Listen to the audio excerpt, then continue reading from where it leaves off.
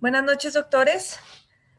Para todos, absolutamente para todos, doctores y doctoras, a todos los que ya me habían saludado, a los que están llegando hasta ahora y a los que van a llegar después.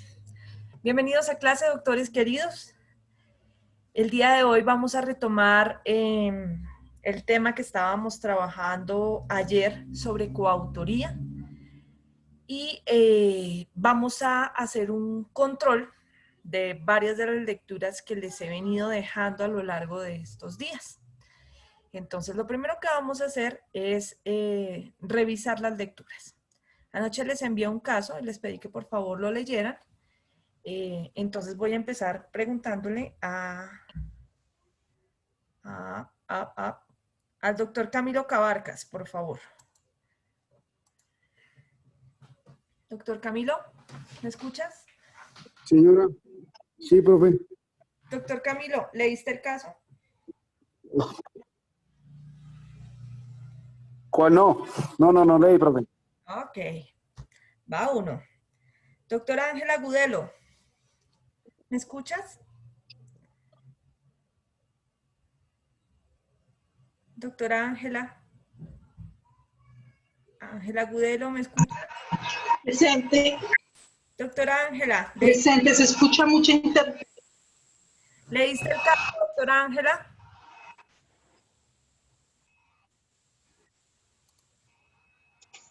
No le escucho, doctora, hay mucha interferencia. Doctora Ángela, ¿me escuchas? ¿Leíste el caso, sí o no? Te está yendo la voz. Se va el audio. Ya quité mi cámara.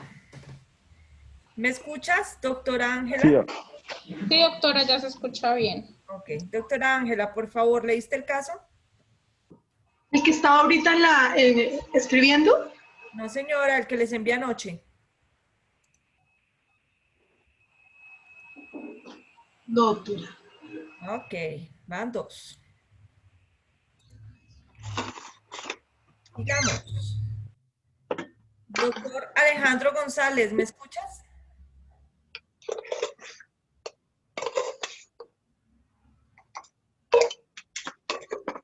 Alejandro González, ¿me escuchas?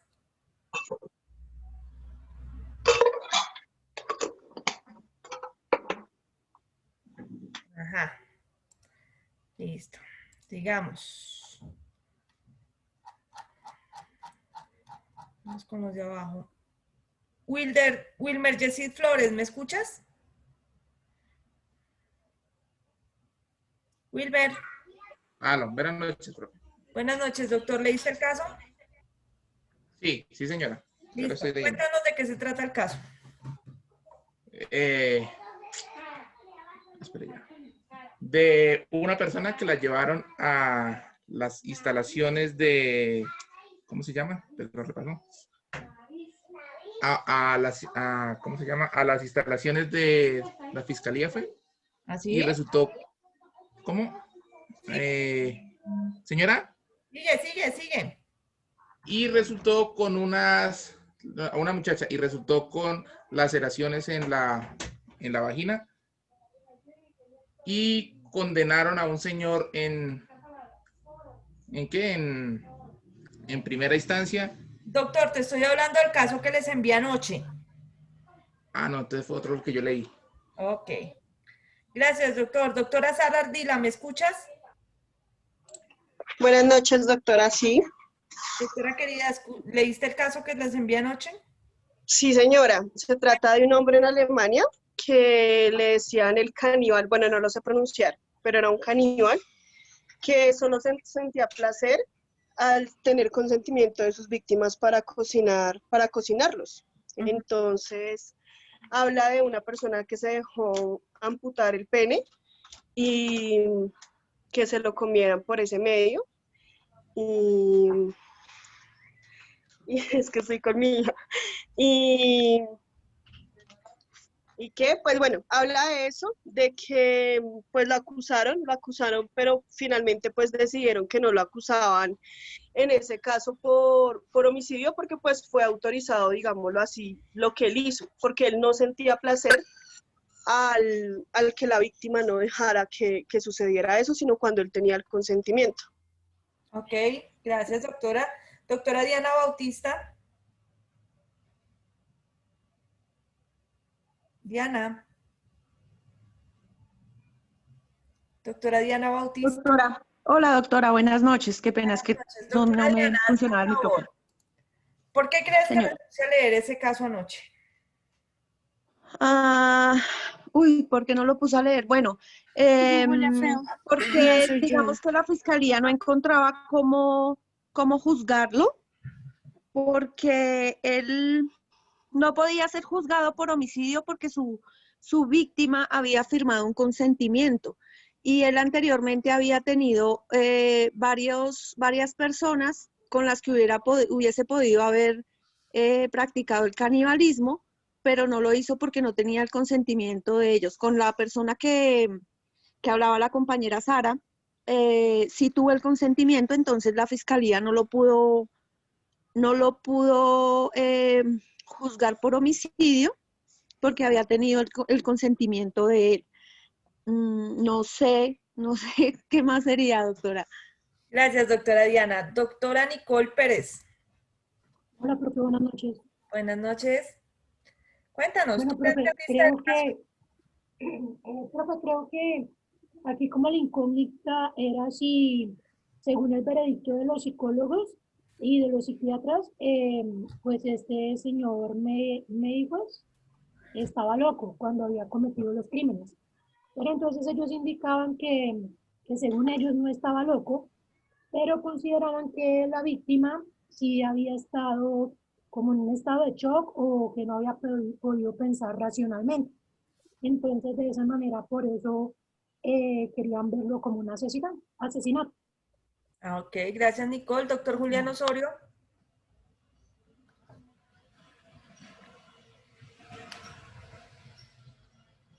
Doctor Julián.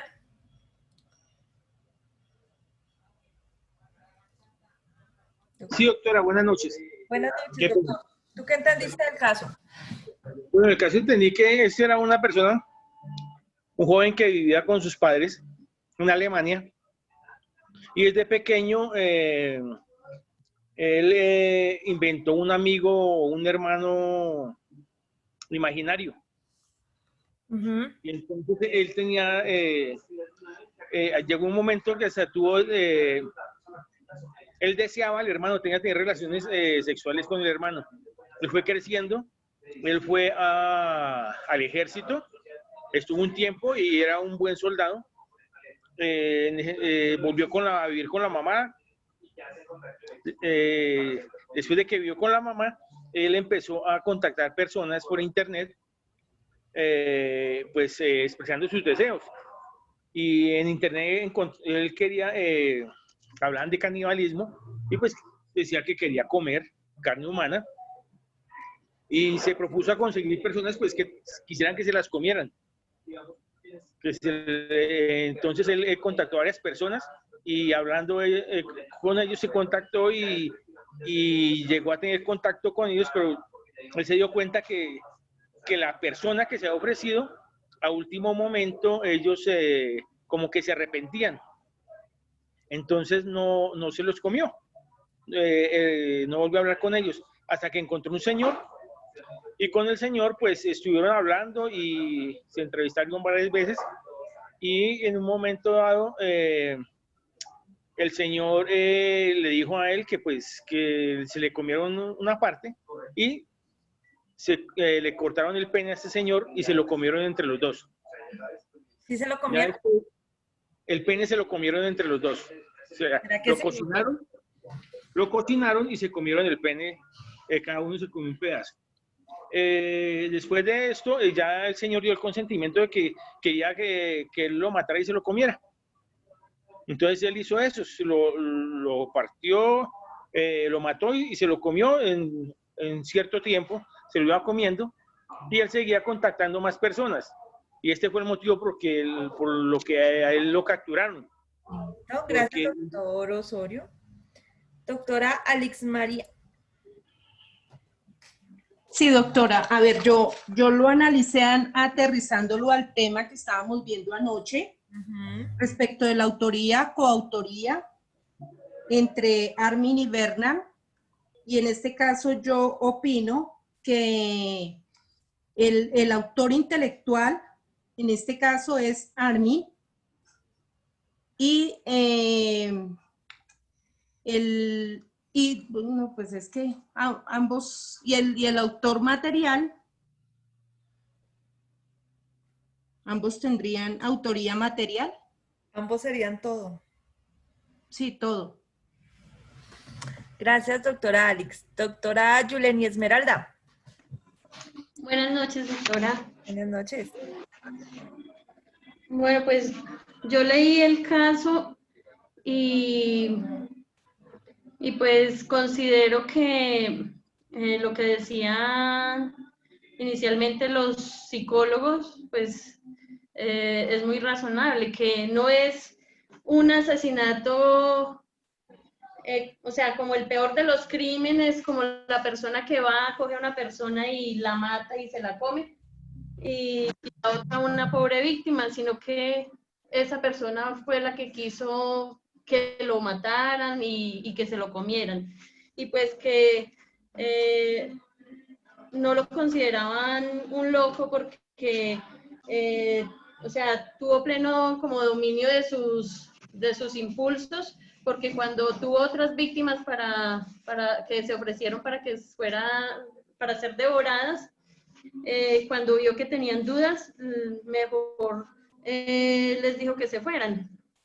Entonces, inicialmente lo juzgan como por un homicidio consentido, como por una eutanasia, pues en otros términos, porque el señor no dice que estuviera enfermo, pero sí que deseaba morir, que se lo comieran.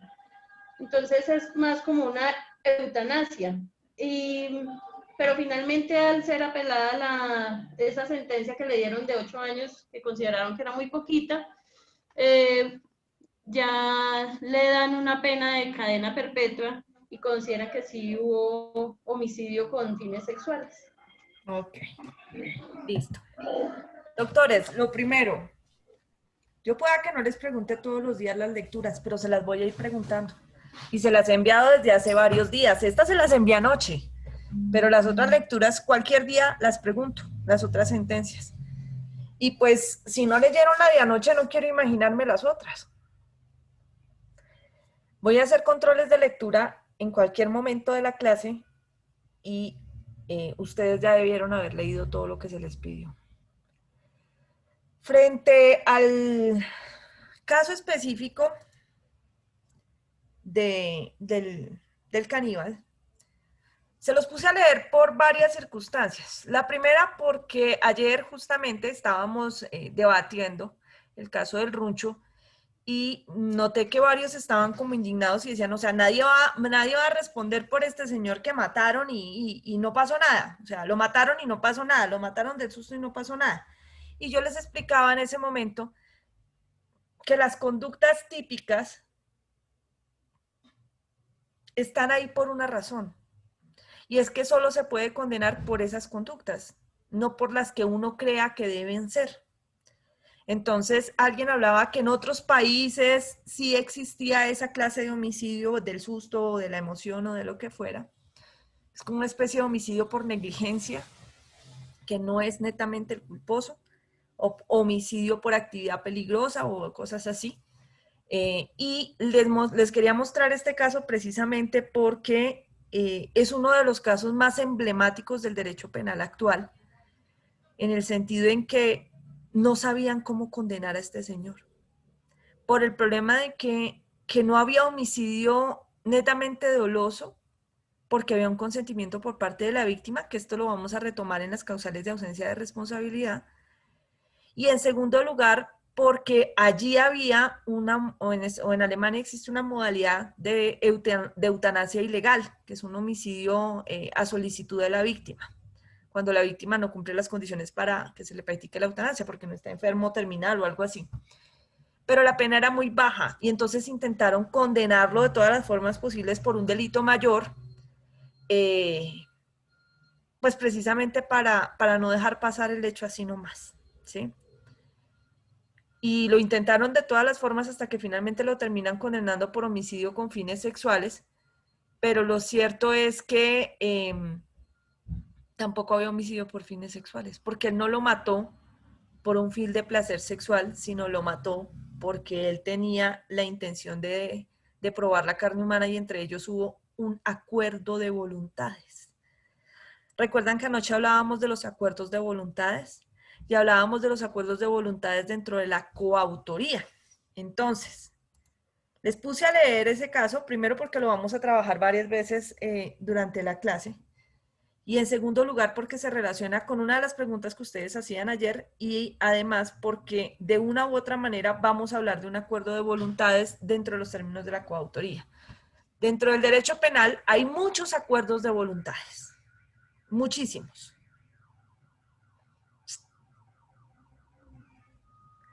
Pero no todo acuerdo de voluntades implica coautoría. Hace un momento la doctora Alix hacía un análisis y decía, bueno, es que el autor intelectual aquí sería el caníbal, porque fue el de la idea, pero los dos fueron de la idea. El caníbal quería comerse a alguien, puso un aviso en internet pidiendo que alguien se ofreciera para ser devorado y muchas personas enviaron las solicitudes, entre ellos esta víctima. Y ellos acuerdan que primero van a empezar a quitarse, bueno, le va a quitar partes que no sean vitales para que los dos puedan comer. O sea, me van quitando un pedacito y yo me voy comiendo ese pedacito con este señor que es el caníbal, por decirlo así. Pero en medio de la locura de las drogas y de las cosas que estamos consumiendo, la víctima decide que le quite el pene para comérselo entre los dos. Finalmente no se lo pueden comer y eso es parte de lo que dice el agresor en su defensa. Dice, no lo pudimos comer porque yo se lo corté y me lo llevé para la cocina y la carne estaba tan fresca que se achucharró en la olla y no lo pudimos comer. Ninguno de los dos, o sea, yo le pasé su pedazo, pero ninguno de los dos no lo pudimos comer porque la carne estaba incomible. Sino que él empieza a desangrarse, la víctima. Yo lo meto en la tina del baño para ayudarlo a ver si con eso le calma, porque él dijo que ya no le dolía. Es decir, para ver si podemos seguir comiéndonos de a pedazos entre los dos. Y cuando ve que la víctima pierde el conocimiento, decide acabar con su dolor dándole una puñalada en el cuello y lo mata y lo corta y empieza pues ya a almacenar las partes en el refrigerador y se lo va comiendo de a pocos.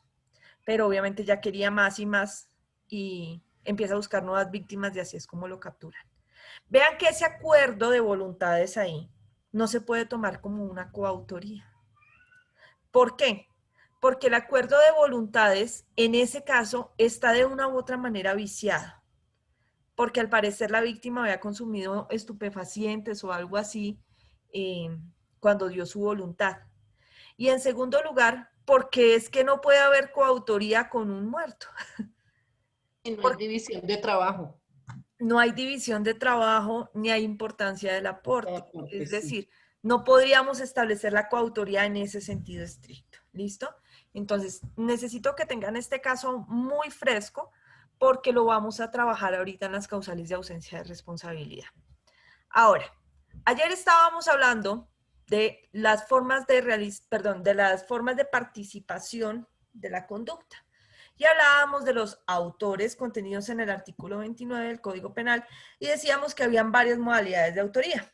Entonces hablamos del que realiza la conducta por sí mismo, que es el llamado autor material o autor mediato en algunos casos, o autor directo.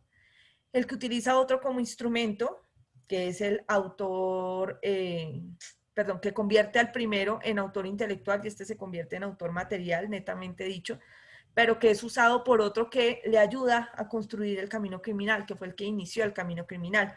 Hablábamos de los representantes legales de las personas jurídicas, como en los casos de Odebrecht, y después entonces empezamos a analizar a los coautores, que los coautores hacen parte de los autores, es decir, hacen parte de esas modalidades de autores.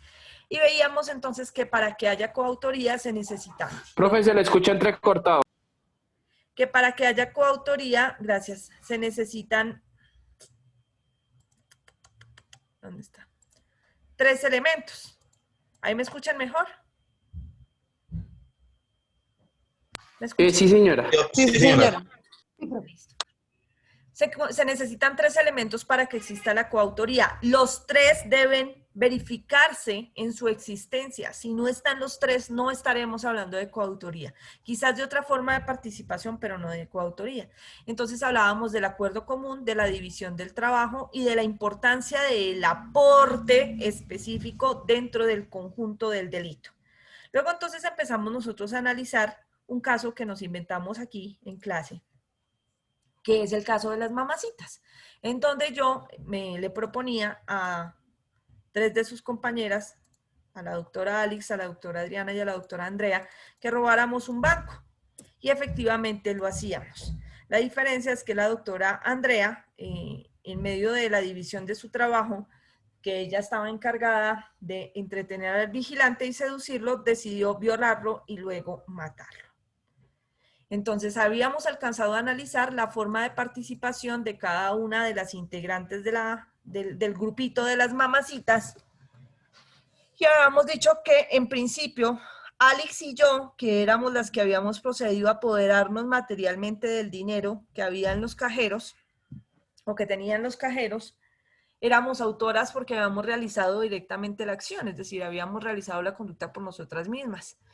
Pero que el problema era con Adriana y con Andrea porque ellas realmente no habían tocado el dinero, es decir, en teoría ellas no se habían robado nada. Entonces, bajo el análisis de los 3 elementos de la coautoría, logramos establecer que Adriana y Andrea tenían acuerdo de voluntades con Alex y Liliana, que hicieron una división de trabajo en donde cada una de ellas se encargaba de una parte del proceso de robar o de hurtar, y que esa parte, su aporte específico, tenía una importancia vital para el hurto. En consecuencia, terminamos concluyendo que todas, Alex, Liliana, Adriana y Andrea, son coautoras de hurto.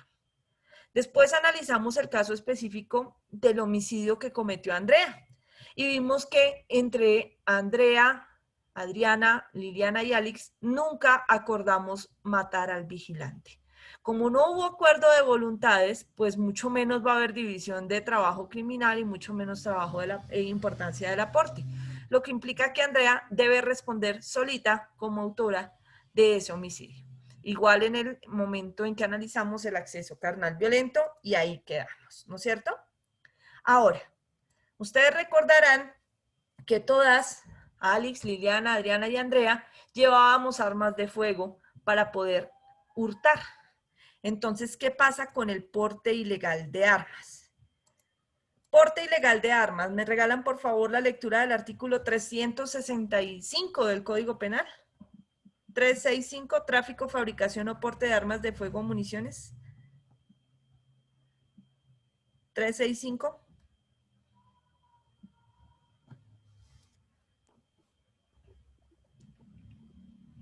Profe, artículo 365 del Código Penal. ¿Me escucha? Sí, señora, te escucho.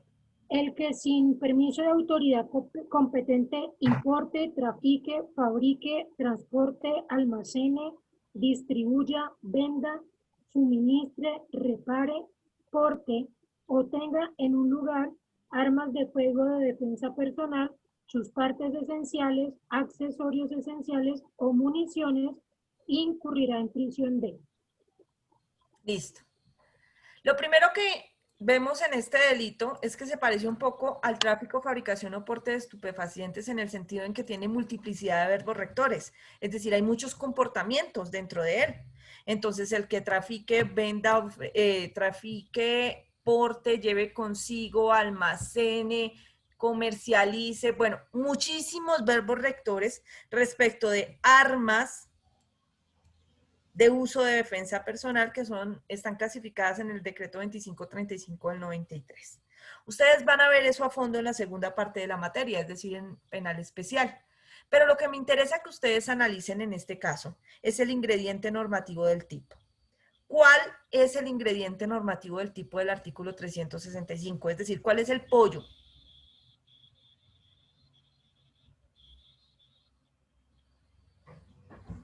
¿El que sin permiso? Exactamente. Se necesita que vaya sin permiso de la autoridad competente. ¿Por qué? Pues porque si usted tiene permiso para portar armas, pues no hay porte ilegal de armas. Si usted tiene permiso para fabricarlas, pues no hay fabricación ilegal de armas, o para comercializarlas, o para transportarlas. ¿Ves? Cuando encontramos los ingredientes normativos del tipo, destruimos el tipo penal si logramos demostrar que el ingrediente no está presente. Entonces, ¿qué es lo que pasa? Acá necesitamos saber si Alex, Liliana, Andrea y Adriana tenían permiso o no para portar armas. En el caso no nos lo dijeron.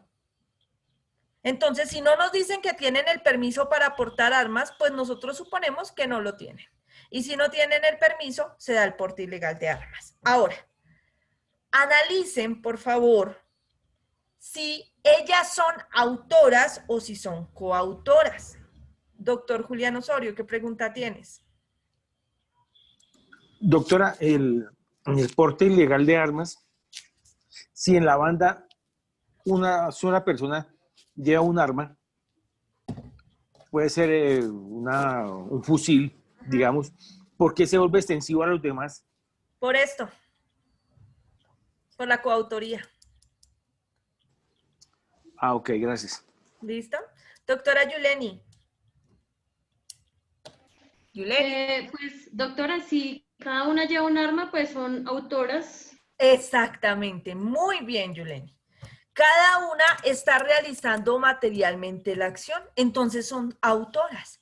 Ahora, frente a lo que nos decía el doctor Julián, si digamos solo una llevara el arma, o dos, o tres, la otra o las otras que no llevan el arma, ¿serían autoras o serían coautoras del porte de armas? Serían coautoras. ¿Por qué? Porque no había un acuerdo común de portar el arma. Por eso, si no había acuerdo, ¿por qué dices que sí son coautoras? Entonces, que si hay acuerdo son coautores. Porque dice que obra en coparticipación criminal. ¿Coparticipación será lo mismo que coautoría? Pues para mí, en ese caso a ellas no les pasaría nada, no serían juzgadas por eso, porque no están portando armas. Fin. No, solo serían las personas que están portando las armas. No, porque tienen un acuerdo común de Ahí llevar el arma. empieza el que problema. una Muy bien. Nosotras cuando nos reunimos y decimos, bueno, usted se va a encargar de esto, esto y esto. Cuando yo, digo, solamente Adriana y Andrea van a llevar armas de fuego. Ni Alex ni yo vamos a llevar. No estamos acordando que todas, o sea, no estamos acordando entre todas que aquellas van a llevar armas para poder realizar el hurto. Sí. Entonces sí hay un acuerdo común. ¿Hay división de trabajo? Sí. ¿Cuál es la división del trabajo en el porte de armas? Pues que una es la que va a vigilar que no se les al celador, va a amedrantar mientras las otras sacan la plata. Que unas llevan el arma y las otras no. Eso hay que verlo en cada delito en particular. ¿Listo? Ya lo vimos en el hurto, ya sabemos que una era la campanera y que la otra distraía al vigilante. Pero en el hurto, en el porte ilegal de armas, la división de trabajo está dada en el momento en que nosotros decimos, bueno, ustedes dos llevan armas y nosotras dos no llevamos armas. ¿Listo? En ese momento hay división de trabajo. Importancia del aporte. ¿Las armas eran importantes para lograr el hurto? Claro. Sí, señora. Entonces todas se convierten en coautoras del porte de armas, porque obviamente materialmente no pueden llevarla entre todas. Así fuera, si fuese una sola arma, por ejemplo, no van a andar las cuatro agarradas con el arma para todo lado juntas. Jamás entonces habría coautoría en porte ilegal de armas y eso no funciona así. ¿Listo? Entonces, doctora, y en este caso, pensando en que todas, o sea, ¿se acuerdan? Todas llevar armas, de todas formas es coautoría, ¿cierto? No, ahí son autoras. Ahí son, bueno. Porque aquí las cuatro llevábamos armas, todas llevábamos armas. Pero en el caso hipotético que una de nosotras o varias no hubieran llevado armas, se convierten en coautoras respecto de la que llevaba el arma. ¿Listo? Ok, gracias. Sí, señora. Doctora Yuleni, ¿tienes alguna pregunta?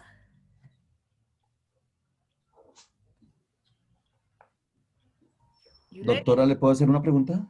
Se nos fue Yuleni.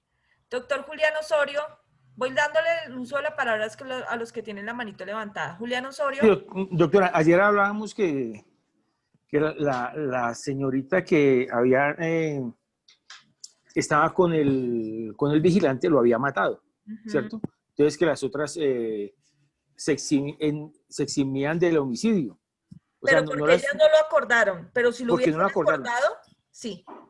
Doctora, o sea, yo he visto, o no sé si estoy equivocado, que hay un asalto a un banco, ellos no se han puesto de acuerdo de matar al vigilante, pero uno de ellos mata al vigilante y los culpan a todos de homicidio.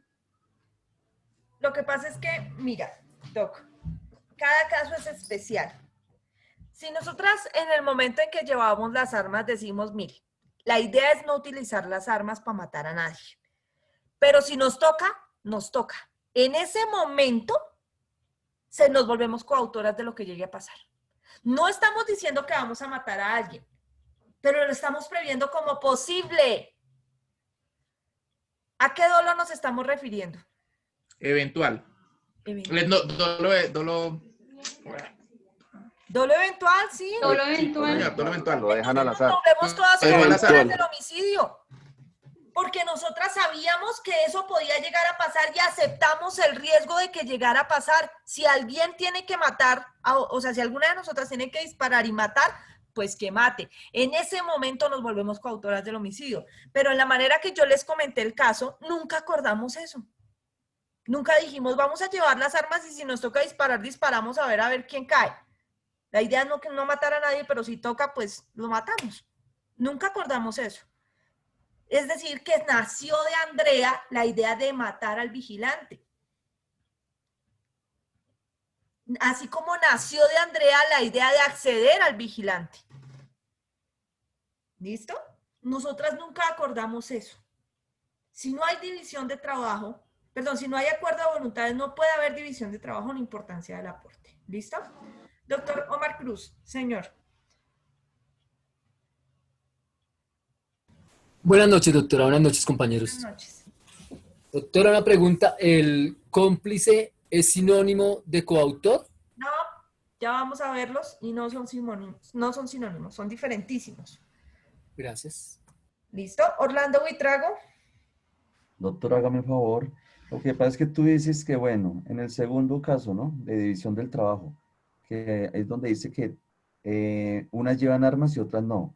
Pero lo que no me quedó muy claro fue la importancia del aporte. Eso sí no me quedó muy claro sobre eso. La importancia del aporte. Aporte ilegal de armas. ¿Cómo logramos tener en cuenta la importancia del aporte frente al porte ilegal de armas? Es decir, ¿por qué era importante que lleváramos armas? Para hacer ese análisis del porte ilegal de armas, tenemos que remitirnos también al hurto. ¿Eran necesarias las armas para lograr el hurto? ¿El hurto se podía hacer sin armas? ¿Ese hurto específico? Entonces, ¿ves? Hay correspondencia entre los dos. Entonces, hay importancia del aporte. ¿Listo, Doc? Ok, muy amable, gracias. Bueno. Doctora Nicole Pérez. Profe, en el caso de que hubieran acordado de que iban a llevar armas, digamos, traumáticas, y alguna de ellas... ¿Traumáticas digamos, Andrea, o neumáticas? Bueno, hay de las dos. Sí, pero digamos... ¿cuál de las dos? No, entonces neumáticas, sí, las que menos vayan a causar algún tipo de lesión. Sí, serían las neumáticas. Entonces, pero digamos, Andrea decide llevar un arma de fuego, un arma real.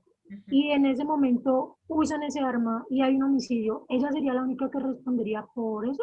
Sí, porque no podrían demostrar la división, el acuerdo de voluntades. Ajá. ¿Listo? Gracias. Porque no había ese acuerdo. Exactamente. ¿Entendido el tema de la coautoría, doctores queridos? Ok. Volvamos a donde íbamos. Entonces, estamos viendo las figuras de autoría. Autores. Todos estos son autores. Ya vimos al que realiza la conducta por sí mismo, el que utiliza otro como instrumento y cómo ese que es utilizado se convierte en autor. los coautores, que acabamos de verlo, los representantes legales de las personas jurídicas y los que actúan en posición de garante. La posición de garante la vimos hace 1 o 2 semanas, ¿no es cierto? Cuando nosotros leíamos el artículo 25 y veíamos los casos en donde se genera en la estrecha vida de comunidad, cómo se puede llegar a ser autor, por ejemplo, de un delito sexual sin haber violado o tocado a la víctima. ¿Recuerdan? Que vimos el caso de las mamás que guardan silencio y que ayudan a encubrir a los papás que están abusando de sus hijos, que ellas se convierten en autoras por posición de garante. ¿Recuerdan eso? Sí, sí, señora. Entonces, estos que están acá, todos los que están en esta diapositiva, todos son autores. Profe, ¿qué pena les toca a ellos? La pena que tiene el Código Penal establecida en el artículo como tal. O sea que no tienen derecho a rebaja de pena. No, sí tienen derecho dependiendo del caso. Hay casos en donde no hay. Ya los vamos a ver más adelante.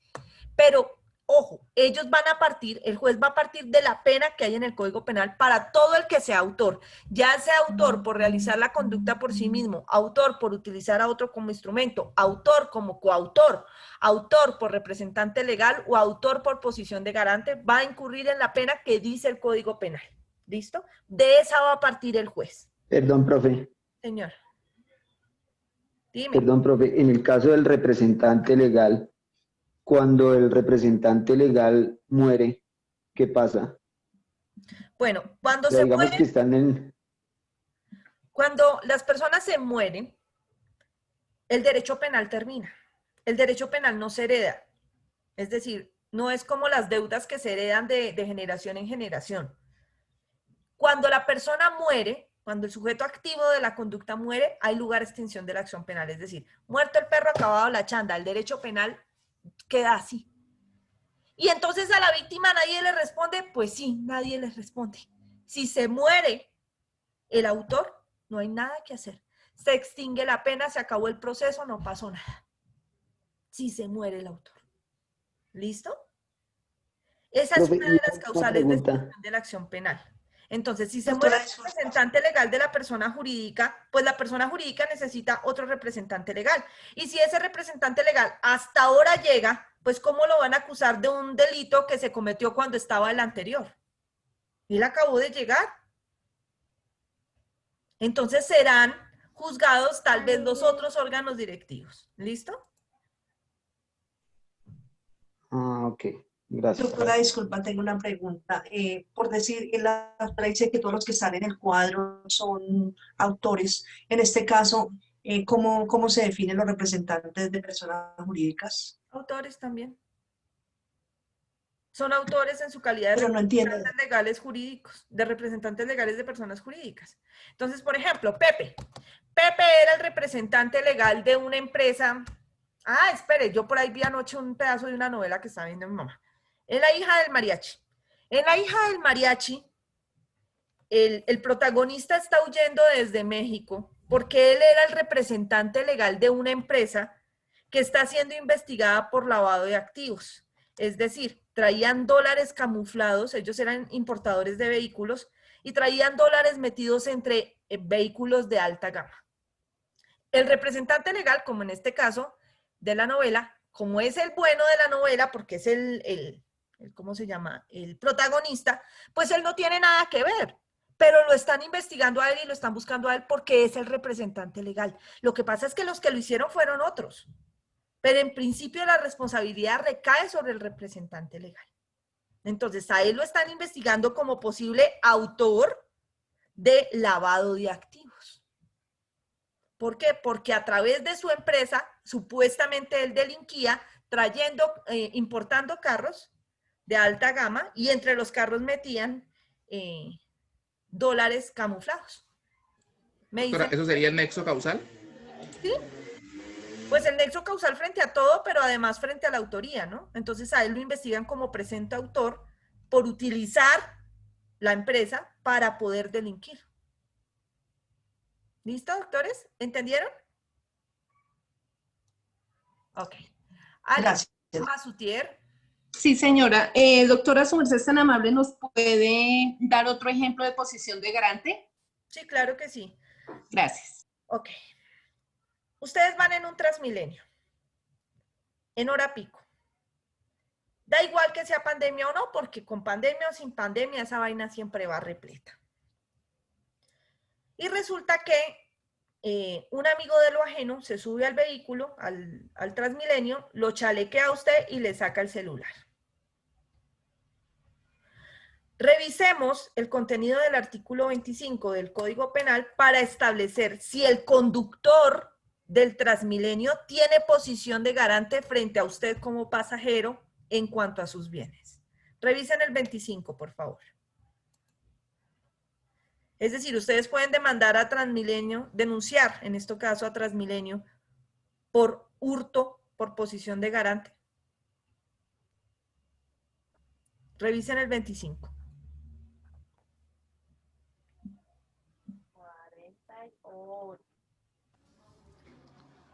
Artículo 25 del Código Penal, acción y omisión. La conducta punible puede ser realizada por acción o por omisión.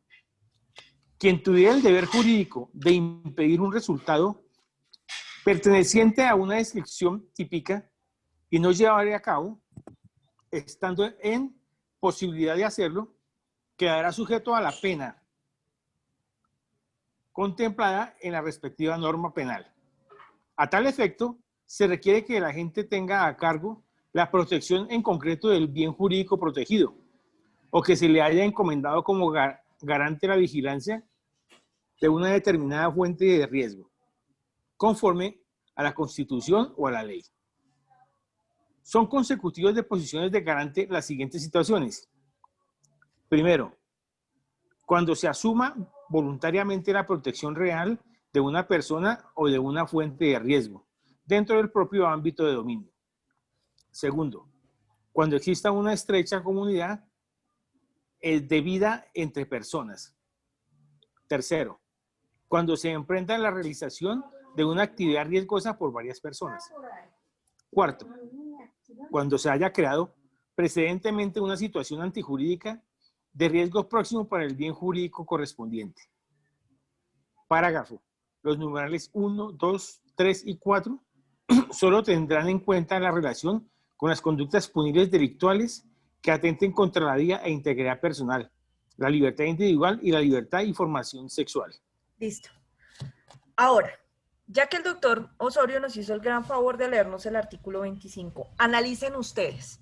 Si usted va en un Transmilenio y lo chalequean, usted puede denunciar a Transmilenio, a su representante legal o al conductor del Transmilenio por autoría de hurto en posición de garante. Doctor Wilmer Yesid. Por homicidio. Doctor Wilmer Yesid. Señora. ¿Lo puede Estoy pensando, profe. No, pues de poder puede, que no prospere es otra cosa. Ok, dime, ¿tú lo denunciarías? Espera, estoy pensando, profe. Estás pensando. Yuleni. Sí. No, doctora. ¿Por qué no? Porque él no es garante de sus bienes, o sea, de lo que usted lleva, sus posesiones personales. De pronto, ahí lo que dice el artículo es que cuando cuando son están en posición de garante es respecto de la vida y de la integridad sexual. Y pues de pronto en algún momento el conductor tenga posición de garante, pero de la vida, porque debe conducir de una forma idónea para no estrellarse y que usted no pierda la vida, pero respecto a los bienes personales no tiene ninguna condición de garante. Yuleni, cuéntame una cosa. ¿Cómo te fue en el ejercicio del runcho? Doctora, la verdad no lo pude hacer porque estaba por fuera de mi casa y cuando empezó el ejercicio se me apagó el celular y no tuve cómo conectarlo. Yuleni, pues imagínate que no pasó nada porque acabas de ser exonerada del parcial 2. La respuesta es absolutamente correcta. Así es que se debe argumentar. Muy bien, Yuleni. Me acuerdas, por favor, que estás exonerada del parcial 2, ¿vale? Ay, gracias, profe, muchas gracias. Ok. Escuchen. ¿Qué es lo que nos dice Yuleni? Dice, el conductor de Transmilenio no tiene posición de garante sobre los bienes de los pasajeros, pero sí tiene posición de garante frente a la vida de los pasajeros en lo que tiene que ver con su labor de conducir. Es decir, que sea un conductor de Transmilenio, sea usted que va manejando el vehículo familiar, asume la posición de garante de la vida e integridad personal de todos los pasajeros que van en su vehículo. De manera que si ellos sufren lesiones o si fallecen como consecuencia de su mala acción de conducir, pues usted será autor en calidad de posición de garante de la vida de sus pasajeros. ¿Me hice entender? Sí, señora. Sí, doctora. Solo Sí, claro, será doctora. posición de garante o solo se puede establecer la posición de garante respecto de vida e integridad personal, respecto de libertad y formación sexuales y respecto de libertad individual, es decir, causales de secuestro o trata de personas o cosas así. De lo contrario, no. Imagínense, ya habría quebrado Transmilenio. Ojo, pero si Transmilenio mata a una persona, es decir, un Transmilenio mata a una persona, ahí sí se inicia proceso penal por homicidio culposo en calidad de autor contra el conductor del vehículo Transmilenio en calidad de posición de garante. ¿Listo? Doctora, una pregunta. Dime. Dime, Doc. Doctora, señora. ¿Quién sería? Se le fue el audio. Sí, ya. Ah, ya. Habían unas niñas que iban en un City o en un Transmilenio, no me acuerdo, es como que en un Transmilenio, y las violaron en la parte de bien atrás. En ese caso, ¿qué responsabilidad tiene el conductor? Tendríamos que mirar si alcanzaba a ver o no, ¿no? Pues porque igual el conductor no puede asumir la posición de garante de la integridad sexual de los pasajeros. Y si no, imagínense, a mí una vez me pegaron una tarreada en un berraco Transmilenio y yo por eso no corrí a denunciar a Transmilenio.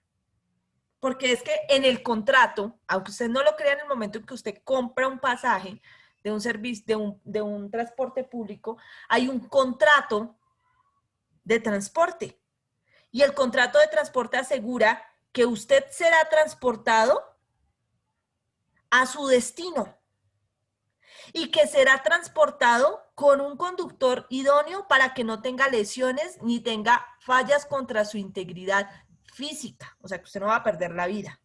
Pero en ningún momento le dicen a usted que a usted no lo pueden llegar a violar. No estoy diciendo que lo vayan a violar, estoy diciendo que el contrato entre los dos no prevé esa posibilidad. Si un tercero lo viola a usted, pues el tercero será autor. Pero yo no puedo venir a responder por su integridad sexual porque yo tenía la responsabilidad de transportarlo a usted sano y salvo, nada más. ¿Listo? Será muy difícil establecer la forma de autoría en posición de garante porque es que no se asumió la posición de garante de ese bien jurídico de la integridad sexual. ¿Me entendiste, doctora? Sí, señora, gracias. Listo, ok. ¿Alguna otra pregunta frente a autores? Doctor Wilmer Yesid. Doctora, una pregunta acá con respecto a la tentativa. Pues yo mismo me estoy poniendo un ejemplo, ¿no? La tentativa inacabada es cuando por lo menos, le pega un tiro a una persona pues, para matarlo y pues, lo llevan al médico y se salva. Esa sería la inacabada, ¿sí? Y la tentativa desistida es que yo le pego un tiro a alguien para matarlo y yo, madre, ¿qué hice? Y voy y lo llevo al médico y se salva. Y se salva, pero se salva. Yo me arrepiento. El tercero intervino y lo salvó. Pero tú hiciste todo lo que estaba por el médico, o sea. No, sí, yo hice todo lo que, o sea, yo le pegué el tiro, pero me no es cualquier pero me arrepentí de... Porque ahí se puede acusar por lesiones personales, ¿no, profe? No, se salva.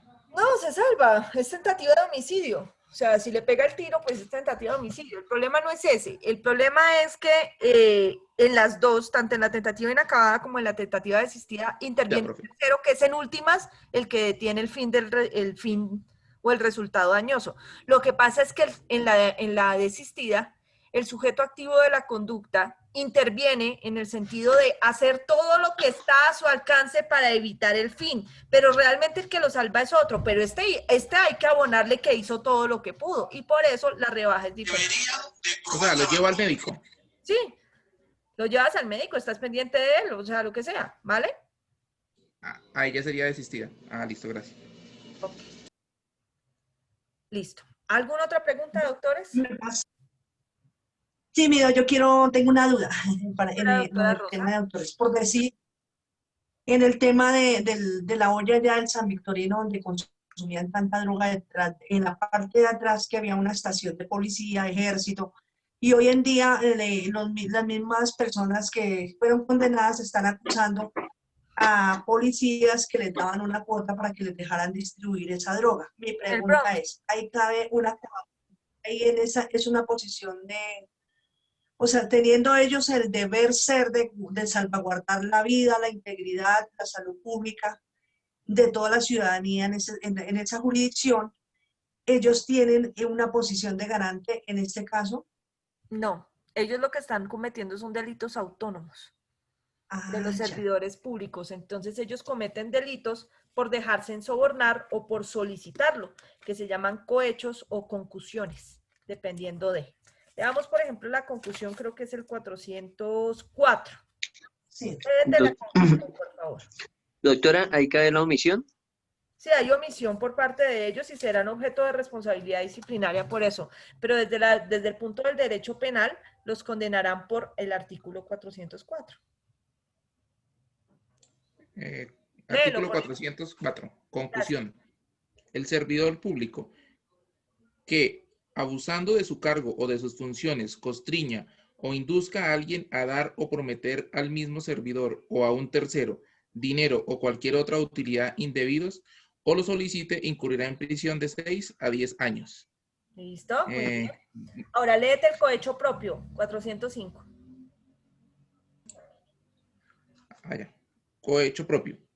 El servidor público que reciba para sí o para otro dinero u otra utilidad o acepte promesa remuneratoria, directa o indirectamente, para retardar u omitir un acto propio de su cargo o para ejecutar uno contrario a sus deberes oficiales, incurrirá en prisión de 5 a 8 años. ¿Qué es lo que pasa? ¿Qué es lo que se denuncia o lo que se dice? Que supuestamente le daban dinero a miembros de la Policía Nacional o incluso hasta miembros del Ejército para que no los detuvieran y no hicieran allanamientos en la zona y dejaran que circulara libremente el tráfico de estupefacientes en la zona. Entonces, ¿qué pasa? Supuestamente, estos miembros de entidades de carácter público solicitaban el dinero para omitir algo que tenían que hacer. ¿Y era qué? Pues detener el tráfico. Capturar a estas personas. ¿Listo, doctora querida? Doc. Gracias, Doc. Ok. No estoy diciendo que no les puedan llegar a establecer la coautoría, pero es un poquito más difícil. No es imposible, pero es un poquito más difícil. Omar Cruz. Doctora, un favor, ¿y cuál es el pollo ahí? ¿El sujeto activo o el verbo rector? Los dos.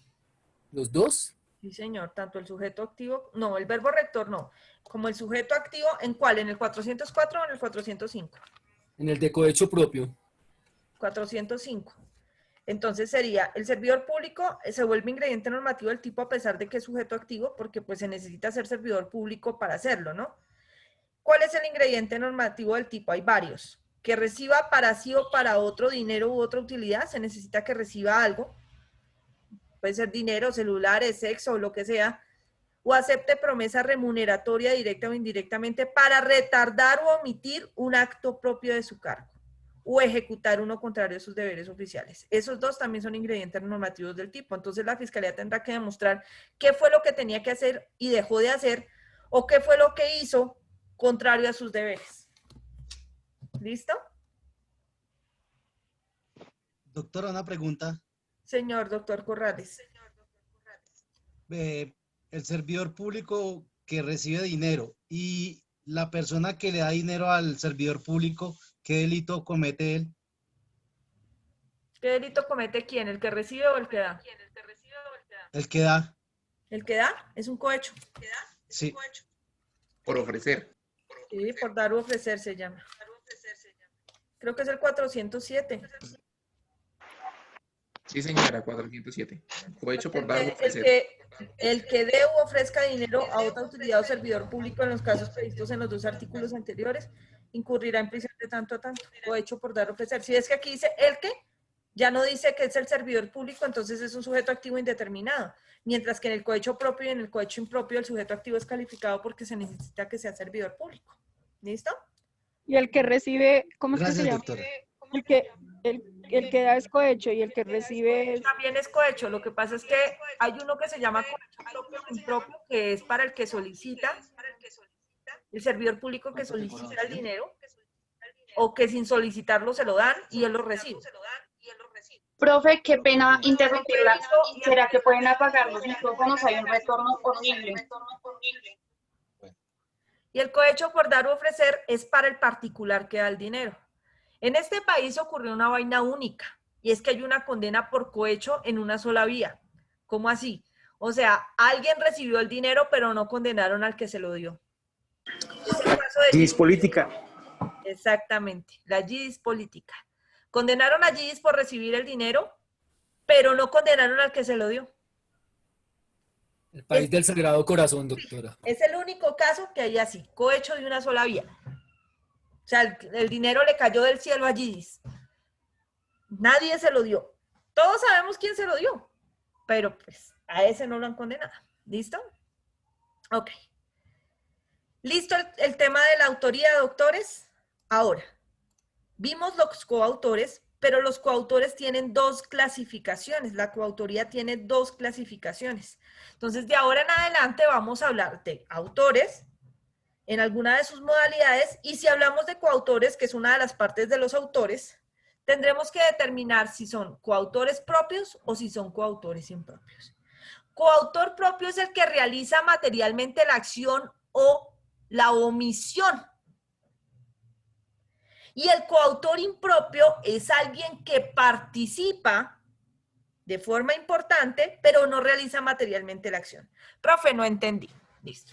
Hay dos ejemplos en el tablero, en la diapositiva, en donde ustedes ven en la primera imagen a un hombre que está siendo golpeado por tres uniformados, no sé de qué fuerza serán, porque de hecho no son de este país, que está siendo golpeado por tres personas. Bueno, al menos por dos. Esas dos personas que lo están golpeando están realizando materialmente la acción de lesionar, es decir, cada uno de ellos lo está lesionando. Entonces ellos son coautores propios porque cada uno de ellos realiza la acción. ¿Listo? Ahora, en el caso de abajo, ustedes ven a un niño atrás que está haciéndole bullying al niño de adelante que está todo golpeado. Muy posiblemente él lo golpeó. Y aquí hay uno que está grabando el hecho. Quien no realiza materialmente la acción de hacer el bullying, este es el que está haciendo el bullying y el maltrato contra este niño. Y este que está aquí grabando no está haciéndole el bullying, pero él se encarga de difundirlo en redes para que le sigan haciendo bullying al niño. Entonces él realiza la coautoría impropia. Profe, no entendí. Tranquilos. Volvamos al caso de las mamacitas. Alex y Liliana tomaron el dinero. Ellas son autoras en teoría, ¿no es cierto? Pero con esta nueva modalidad que acabamos de ver, es decir, con esta clasificación, Alex y Liliana se convierten ¿en qué? ¿En coautoras propias o coautoras impropias? ¿Qué hicieron ellas? Propias. Coautoras propias del hurto. ¿Por qué?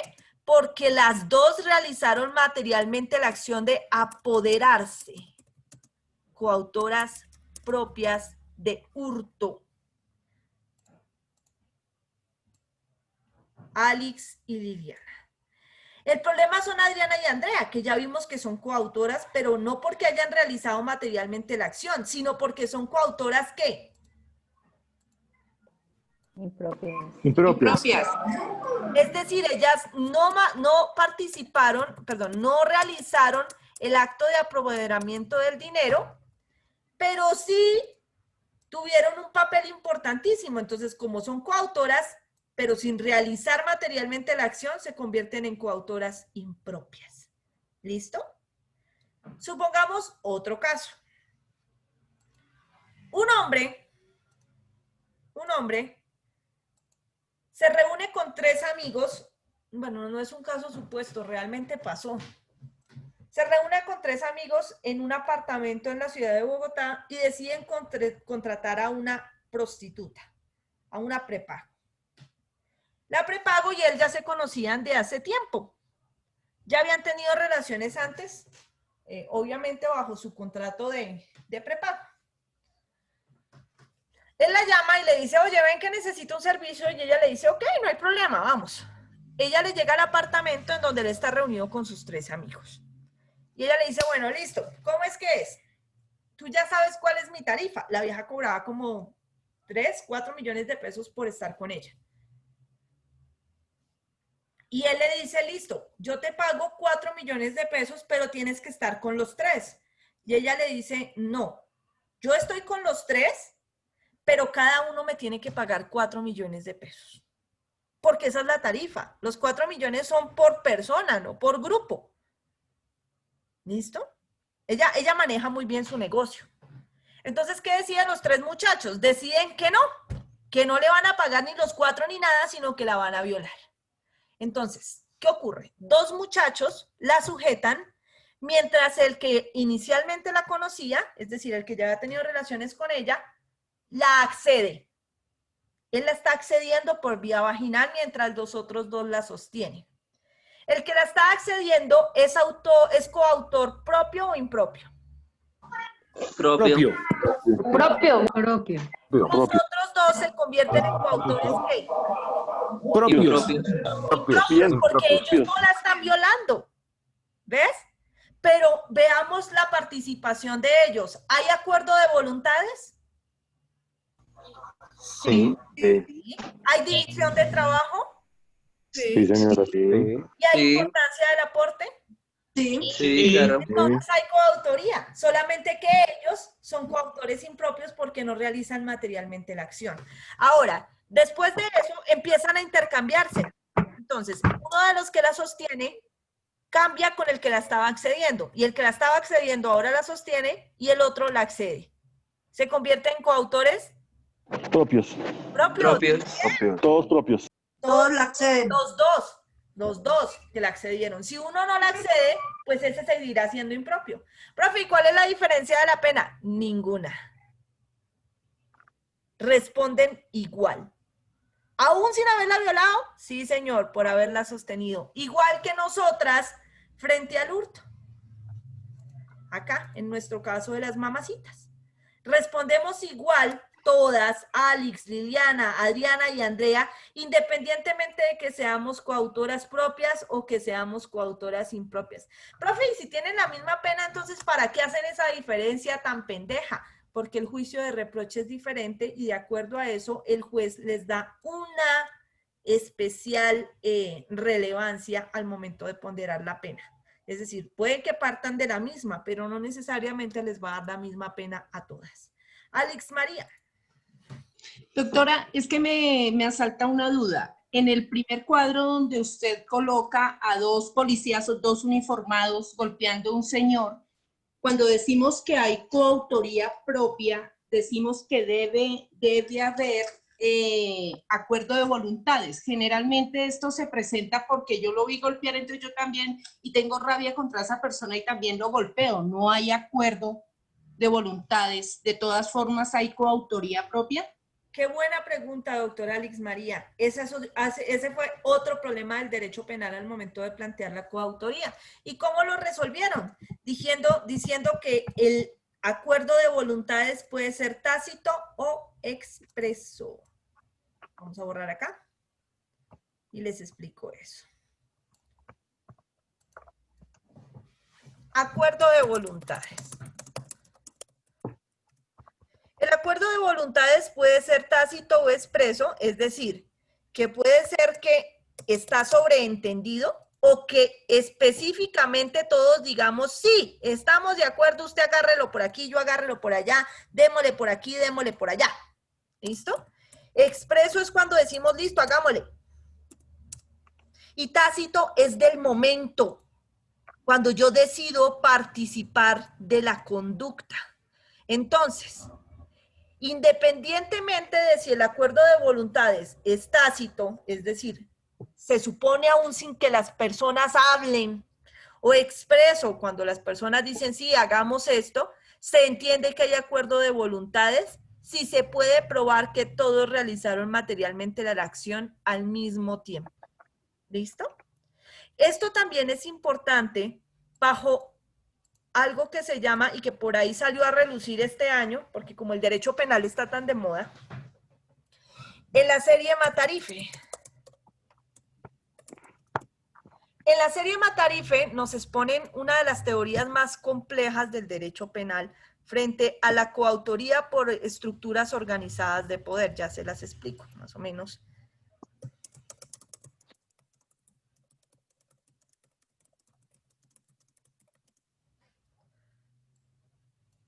Coautoría por estructuras organizadas de poder.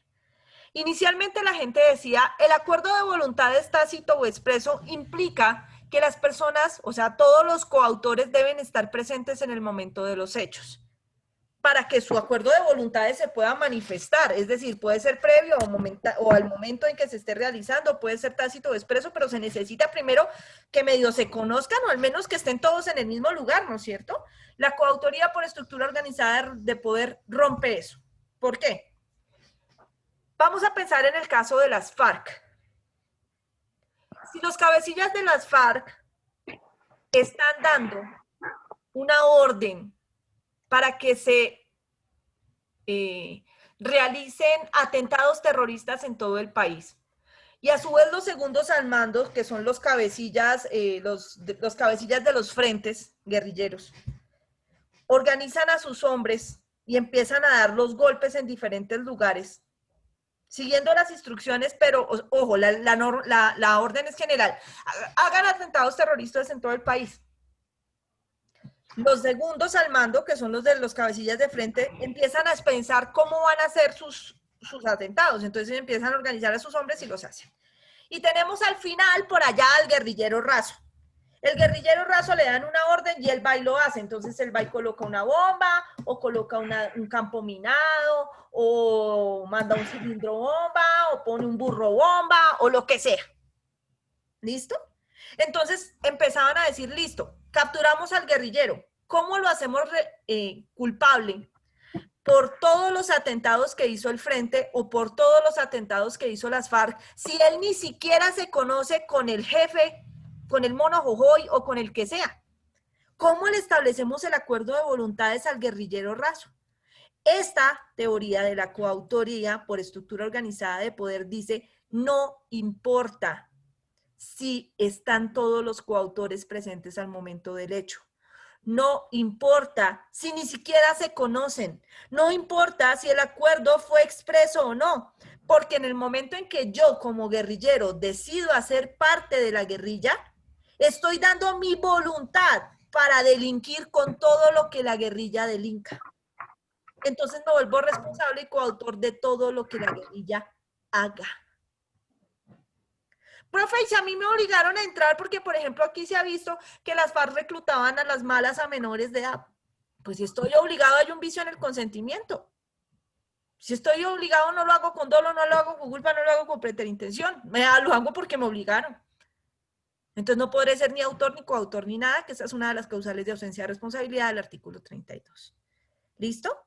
Entonces, muy buena la pregunta de la doctora Alice, porque eso del acuerdo de voluntades implica que puede ser tácito o puede ser expreso, y que incluso en coautorías por estructuras organizadas de poder, que salió en la serie Matarife, para intentar decir que, bueno, intentar decir no, sino construir una teoría conspirativa en donde Álvaro Uribe Vélez es el representante del mal en el mundo y que es culpable desde la muerte de Jesucristo hasta cualquier otro atentado que haya existido en el planeta, pues la tratan de acoger bajo la coautoría de estructuras organizadas de poder, diciendo que el Matarife ni siquiera tenía que dar la orden porque todos sabían lo que él quería. Eso es lo que dice la serie. Ojo, yo no soy uribista, pero tampoco creo que Álvaro Uribe Vélez tenga el poder de mover las fichas, absolutamente todas las fichas, para que cualquier hecho, desde que él fue gobernador de Antioquia o desde que estaba al frente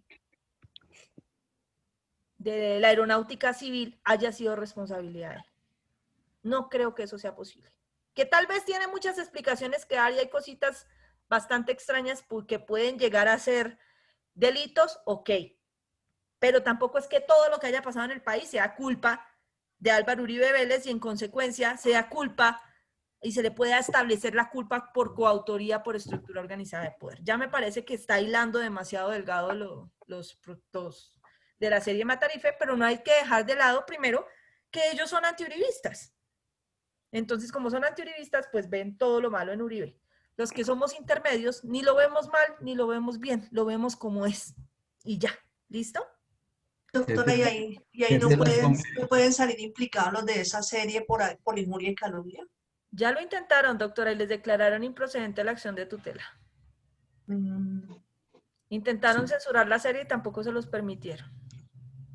Supuestamente era jefe de las convivir. Por eso, ustedes han visto la serie, todos la hemos visto. Y el tipo lo que hace es un trabajo de carácter periodístico fundamentado en dichos de otras personas, dichos de las autoridades e investigaciones del momento. Entonces, ¿cómo se puede decir que hay injuria cuando usted demuestra la fuente de donde vienen las cosas? Que no se haya hecho nada en este país y no se haya condenado por eso es otra cosa. Dentro del proceso penal, o sea, procesos penales por eso, por esas investigaciones directamente en contra de Álvaro Uribe Vélez, no han existido hasta ahora. Que le abrieron la primera, y no es por nada de lo de la serie Matarife.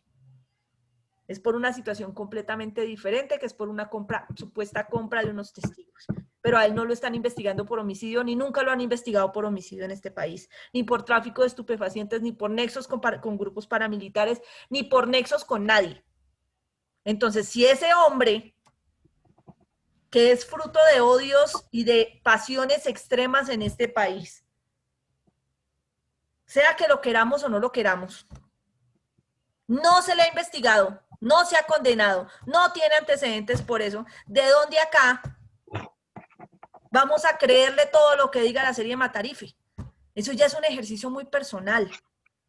Que ellos hacen una investigación y las investigaciones periodísticas siempre son subjetivas de una u otra manera. Entonces ellos lo que hacen es decir, mire, yo revelo mi fuente y mi fuente dice esto y yo estoy diciendo lo que está diciendo él, no estoy diciéndolo yo, está diciéndolo él.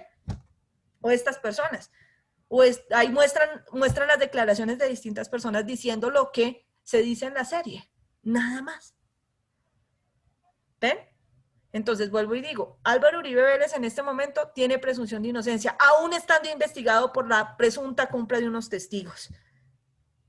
Y así a mí el señor me caiga como una patada, tiene presunción de inocencia. Y uno como penalista lo primero que tiene que ser es garante de derechos, y ese hombre tiene derechos. Al igual que el que leíamos anoche que se comió al otro y que era un caníbal, tiene derechos. Al igual que Garavito, tiene derechos. Al igual que el que mató a Juliana Zamboni, tienen derechos. Entonces hay que aprender a lidiar con eso si se quieren dedicar al derecho penal o medianamente entenderlo. ¿Listo? Doctora Sara Ardila.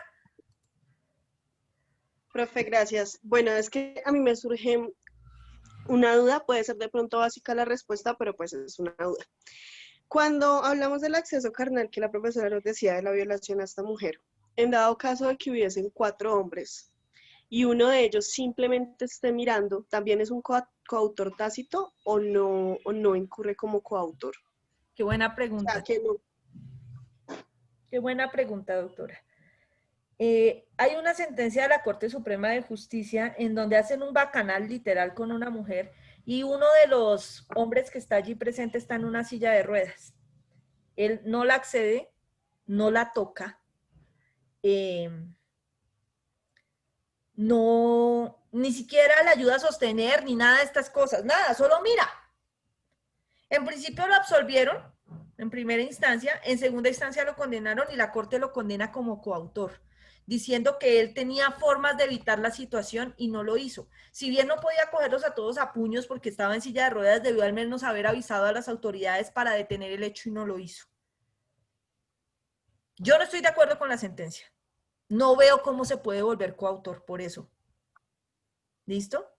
Porque no veo la importancia de su aporte. Pero la Corte considera que el hecho de haber guardado silencio y solo quedarse mirando mientras la mujer era violentada sexualmente, lo convierte en un coautor. Para mí, si acaso era un cómplice, pero lo volvieron coautor. ¿Listo? Gracias, profe. Ok. ¿Alguna otra pregunta, doctores queridos? Listo. Entonces, ya tenemos dentro de los autores, tenemos a los coautores, además de todas las modalidades que vimos. Acá donde está. Listo. Tenemos entonces a los autores con todas las modalidades que están aquí y su grupito especial que son los coautores con sus divisiones de coautoría propia e impropia. Ojo, pero esos no son los únicos que delinquen en el país. También están los llamados partícipes. Estos no son autores, no son coautores. Son una modalidad diferente de participación o de realización de conductas punibles. Entonces vamos a leer el artículo 30 del Código Penal, por favor. Sí, señora profe. Dime. Dice artículo 30. Partícipes. Ay, profe, ¿ahí me escucha? Señor, fuerte y claro. Partícipes. Son partícipes el determinador y el cómplice. Quien determine a otro a realizar la conducta antijurídica incurrirá en la pena prevista para la infracción. Quien contribuya a la realización de la conducta antijurídica o presente una ayuda posterior por concierto previo o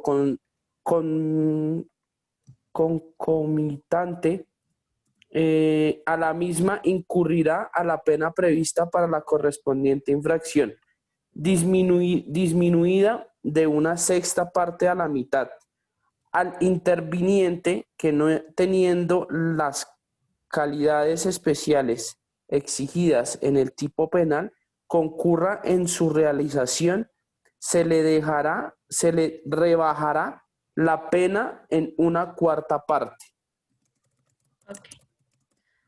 Vamos a trabajar este cuadro juntos. Realiza la conducta utilizando a otro como instrumento. Acá. Coautores. Posición de garante.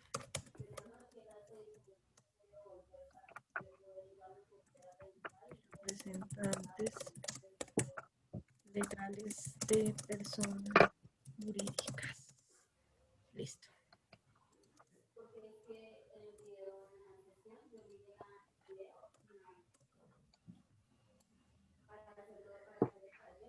Ay, Dios mío.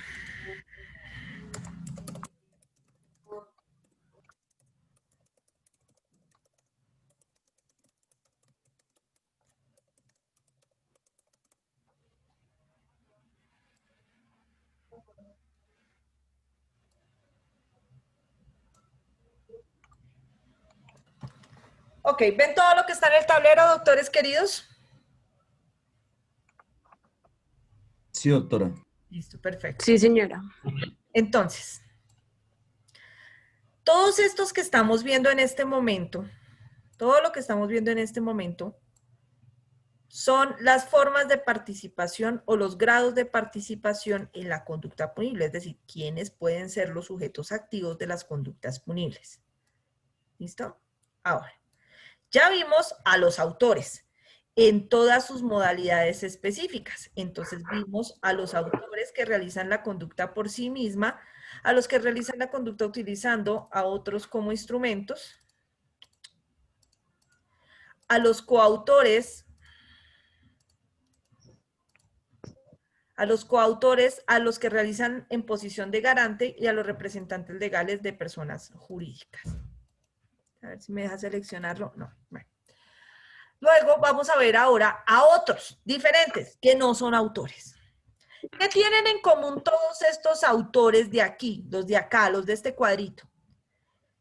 Todos ellos, todos, tendrán la misma pena establecida en la norma. Se partirá de la pena establecida en la norma. ¿En cuál norma, profe? Pues en el artículo que le corresponda. Entonces, si es el del hurto, pues será el 239, si es hurto calificado y agravado, será el 239 y 240, si es acceso carnal, será el 210, si es homicidio, el 103, etcétera, etcétera. ¿Listo? Ellos, todos ellos, van a tener la misma pena, es decir, la que está establecida en la respectiva pena, en el respectivo artículo. ¿Listo? Esa será su pena. Ahora, estos de acá, los coautores, no tienen esa situación. Los coautores no, sino los partícipes. Acá está mal escrito.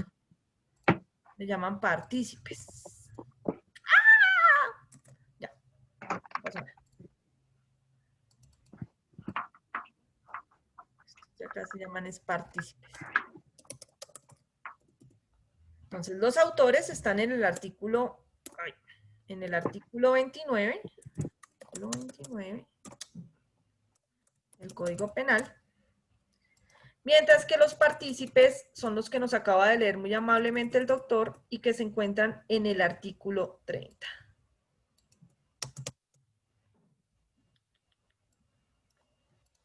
¿Listo? Estos de acá están en el artículo 30. Estos de acá, los partícipes, no tienen la misma pena de los demás. A ellos les rebajan la pena de una vez, excepto al llamado determinador. El determinador, dice el Código Penal, el Código Penal a veces tiene unas formas de definir las cosas. Uno dice, ¿qué es un determinador? Y el artículo 30 dice, determinador es el que determina otro. Y empiezan los problemas del determinador con el que utiliza a otro como instrumento. Los dos hablan de otro. Determinador, el que determina a otro para realizar la conducta.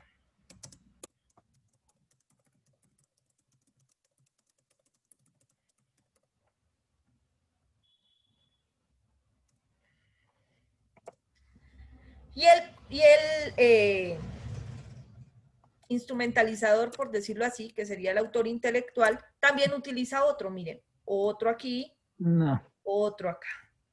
¿Cuál es el problema entre estos dos? Que el determinador realmente no tiene la idea. Póngale cuidado cómo es que funciona esto. El determinador hace nacer la idea en el sujeto activo de la conducta. Es decir, no le paga, no lo utiliza, sino que le hace creer que la idea es de él. Este tipo lo que tiene es una labia de aquí a Pekín. Entonces él no le dice, oiga hermano, ¿cuánto me cobra por matar a este tipo? Sino empieza a decirle, oiga, ¿sí sabe que este tipo habla mal de usted? ¿Sí sabe que anda diciendo que usted es como medio raro? ¿Sí sabe que anda comiéndose a su mujer? Yo de usted no me dejo marranear así, yo le pongo su tate quieto, pero pues allá vea usted. ¿Sí ve? Le hace, es como que le engusana la cabeza. El determinador hace nacer la idea criminal, es decir, inicia el camino criminal, la ideación, colocándole en su mente la idea al sujeto activo. Uy, profe, ¿eso es posible? Sí, ya lo va a ver. El cómplice es alguien que presta una ayuda posterior. Ayuda posterior por concierto. Ay, se me olvidó hablarles del concierto. Previo o concomitante. Concomitante al hecho. El cómplice no participa del hurto. ¿Recuerdan el caso de las mamacitas que teníamos ahorita? Digamos que yo llamo a uno de los chicos del salón. Nosotras llamamos a uno de los chicos del salón. y le decimos, por ejemplo, al doctor Camilo Cabarcas, le decimos, Camilo, acabamos de robar un banco, necesitamos que nos escondas en tu casa. Y Camilo dice, listo, yo las escondo en mi casa, vénganse para acá. La pregunta es obvia, ¿Camilo es un coautor o es un cómplice? Pero mira lo que nos dicen los coautores, se necesita acuerdo de voluntades. ¿Tenemos un acuerdo con Camilo? No. No, señora. Claro que tenemos un acuerdo. Sí, su sí, casa. claro, para irse para la casa de él y él hace. ¿Y ese acuerdo con Camilo es previo o es concomitante al hurto? Concomitante al hurto. Concomitante al hurto. Concomitante al hurto. Ahora, ¿el hecho de que Camilo nos esconda en su casa es división de trabajo? Sí. ¿Para el hurto? No. Ah, no, No. para el hurto no. No. No. ¿Y es importante que Camilo nos esconda en su casa para poder lograr el hurto? Sí. No. Sí, sí es importante. No, no es importante. No es importante porque ya se cometió el Ya hurto. se hizo. Ya lo cometimos, muy bien. Es tan irrelevante que Camilo nos esconda en su casa que nosotros ya logramos el hurto sin la ayuda de Camilo. Entonces Camilo no es un coautor, Camilo es un Cómplice. ¿Ves? Camilo es un cómplice. Interviniente. El interviniente es una figura muy particular y poco usada en el país, pero está creada. ¿Qué nos dice del interviniente el código? Nos dice, es la persona que no tiene la condición exigida por el tipo penal, pero participa activamente. Ustedes han escuchado del cartel de la toga, ¿no es cierto? Y entre el cartel de la toga y muchas otras cosas, ha surgido un caso especial en el país, que es el de un magistrado de la Corte Constitucional, en donde se acusa al magistrado que ya fue condenado en primera instancia y en este momento la apelación de la sentencia la tiene, lo está representando Abelardo de la Espriella, ya apelaron y pues están esperando las resultas del proceso en segunda instancia, que es el doctor Pretelt. Se dice que el doctor Pretel, cuando era magistrado de la Corte Constitucional, pidió 300 millones de pesos a una multinacional para seleccionar la acción de tutela que ellos habían perdido en revisión, o sea, para seleccionarla en revisión de la Corte Constitucional y darles la razón a esa multinacional. Eso es lo que se dice que supuestamente hizo el doctor Pretel. En el proceso que se vio, al representante legal de la multinacional diciendo sí, el doctor Pretel me pidió la plata, sí, yo se la pagué y sí, estoy condenado por haberle pagado al doctor Pretel. Pero el doctor Pretel tiene que pagar por haberme pedido esa plata. El doctor Pretel, ¿qué dice? Dice, mire, primero, yo no pedí ninguna plata. Y en segundo lugar, si yo hubiera pedido la plata, pues había cumplido con el trabajo. Y lo que pasa es que la tutela sí fue seleccionada, pero no se le dio la razón a los que pagaron la plata, supuestamente. Eso es lo que dicen ellos. Eso es lo que hay en el proceso. ¿Listo? Entonces, ¿qué pasa? Se dice que al doctor Pretel lo están juzgando, ya lo condenaron en primera instancia, por un delito que se llama prevaricato por acción. ¿Dónde está el prevaricato peculado? Es el 400.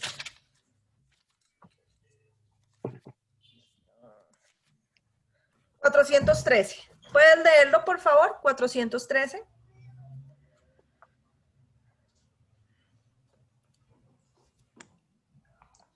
Artículo 413 del Código Penal.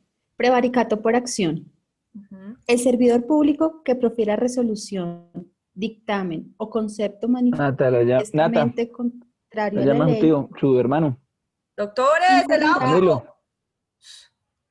Carajo, perdón. Doctora, ¿me puedes ayudar de nuevo con la lectura? Qué pena contigo. Doctora. La doctora que estaba leyendo. Sí, doc. Gracias. Sí, doc. Es que te interrumpieron, discúlpame. Sí, señora, no te preocupes, doc. El servidor público que profiera resolución, dictamen o concepto manifiestamente contrario a la ley incurrirá en prisión de 48 a 144 meses. Y multa de tanto a tanto. Listo. Eso no nos interesa. Pregunta. ¿El sujeto activo de esta conducta es calificado o es indeterminado? Calificado, doctora, servidor público. Muy bien, servidor público. Dicen que el doctor Pretel sacó un fallo, es decir, una decisión en su calidad de servidor público, es magistrado de la Corte Constitucional, era magistrado de la Corte Constitucional, sacó una decisión supuestamente contraria a la ley. ¿Sí? Eso es prevaricato por acción. Y resulta que dicen que lo hizo fue porque le pagaron 300 millones de pesos por hacer eso. ¿Será posible que la persona que le pagó sea coautora de prevaricato por acción? Sí, no, claro, señora. Profe. No, porque no es autor intelectual. Porque es persona natural, entonces no. ¿Será autor intelectual de prevaricato por acción? Sí, pero que le está ofreciendo, ¿no, profe? No, señora. No. No pueden, porque miren, hay una cosa muy particular, y es que para ser coautor de un delito de este estilo, es decir, de sujeto activo calificado, yo necesito ser un sujeto activo calificado.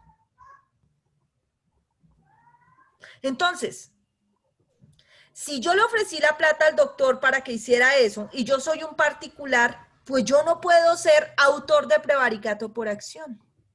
Para eso se creó la figura del interviniente, y dice, el que no tiene la condición exigida por el tipo penal, es decir, el que no es el sujeto activo que requiere el tipo penal, pero participa activamente.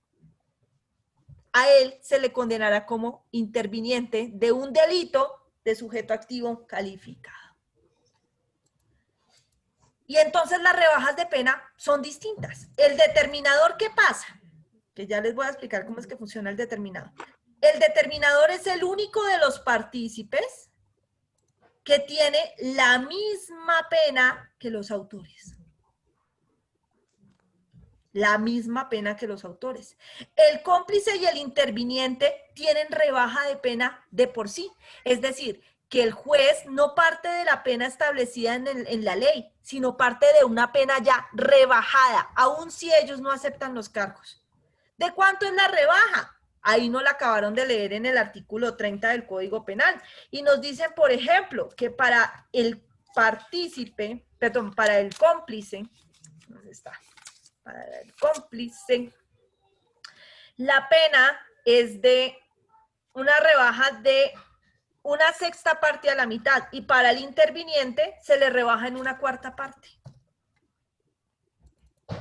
Entonces ellos tienen ya rebaja de pena asegurada solo por el grado de participación en la conducta. Entonces aquí rebaja de la 1/4 parte y el cómplice rebaja de la 1/6 a la mitad. Mientras que el determinador sí tiene la misma pena de los que están acá, de los autores. Profe, yo sigo sin entender cómo funciona el determinador. Hay un caso sonado en el país de condena por determinador. ¿Saben de quién es? ¿Santofimio? Sí, señor, Santofimio. ¿Qué es lo que decían o por qué se condenó a Santofimio? En esa época, Popeye, que ya está muerto, Popeye, que todos sabemos que era la mano derecha de confianza de Pablo Escobar y su sicario estrella, entregó información a las autoridades diciendo que un político de renombre, específicamente Santofimio, había dado o había determinado a Pablo Escobar para que matara ¿a quién? A Galán. A Galán. A Galán. Entonces, ¿cómo funciona? ¿Cómo es que la Corte hace el análisis para condenar a Santofimio? Dice, mire, inicialmente Santofimio lo que hace es reunirse con Pablo Escobar y le dice, oye, mira, Galán se te está metiendo en tus terrenos. Galán, donde llegue a ser presidente, va a jodernos a todos y va a extraditar a toda la gente. Y recuerden que Pablo Escobar no quería extradición, ¿no? Que recuerdan que él lideraba el grupo de los extraditables. Y a eso llegó al Congreso, Cierto. a evitar la extradición, a que se aprobara la extradición en la Constitución de 1991. Eso fue lo que hizo él. Entonces él le metió y dele todos los días. Eso lo dice Popeye, dice, él estaba todo el tiempo ahí. Y le decía, Pablo, vos deberías matar a ese man. Claro, él no le da una orden a Pablo porque es que es Pablo Escobar. ¿Cómo es que Santofimio le va a dar una orden a Pablo Escobar? Por eso es que no puede ser el autor intelectual Santofimio y el autor material Pablo Escobar. No. Santofimio lo que hace es que le engusana la cabeza tanto a Pablo, le envenena tanto la vida en contra de Galán, que Pablo termina dando la orden a Popeye de maten a Galán. ¿Quién es el autor intelectual entonces? ¿Santofimio o Pablo Escobar? Pablo Escobar. Pablo Escobar. Popeye, con un grupo de sus sicarios, va y mata a Galán. ¿Quiénes son los autores materiales? Popeye y los otros sicarios. ¿Y quién fue el determinador? Santofimio. Santofimio. Por eso está condenado Santofimio, por el dicho de Popeye. Y ella murió. Y la argumentación en todo el juicio de Santofimio, que obviamente ustedes No se digas, imaginarán. Moniz, que estás piscineando. Ay, Dios mío. Te digo que estás Los siendo muy micrófonos, por favor. Micrófono. Popeye murió el 14 de febrero. Muy bien, Orlandito, muy bien. Ojo. Obviamente,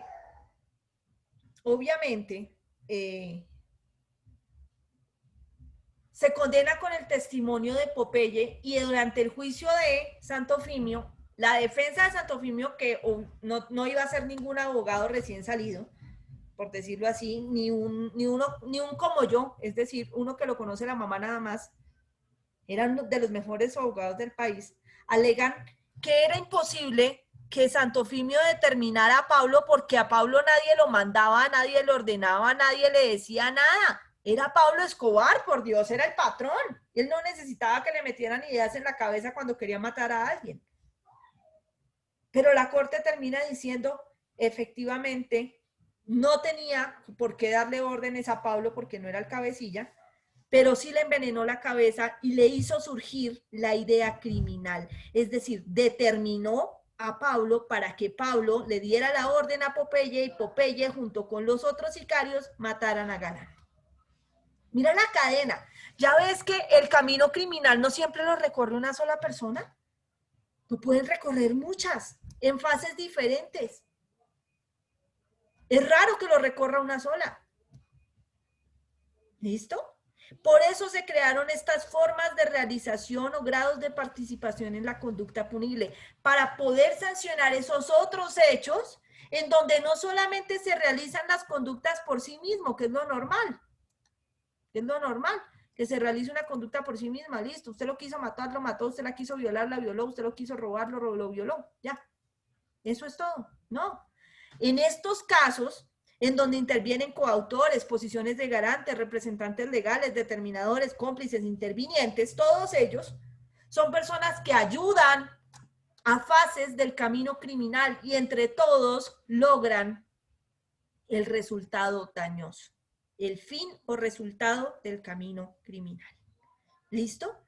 Profe, es decir que estos delitos de estas formas de realización de la conducta, autores, coautores, todo esto, determinación, cómplice, interviniente, ¿solo se dan en el dolo? No, porque ya vimos que las posiciones de garantes son de delitos culposos, por ejemplo, en su gran mayoría de casos, ¿no? También puede haber posición de garante en delitos dolosos, pero el determinador, el cómplice y el interviniente sí van a participar respecto de delitos dolosos o culposos, sobre todo el cómplice, puede participar de delitos culposos cuando pretende encubrirlos o ayuda a encubrir delitos de carácter culposo. ¿Listo?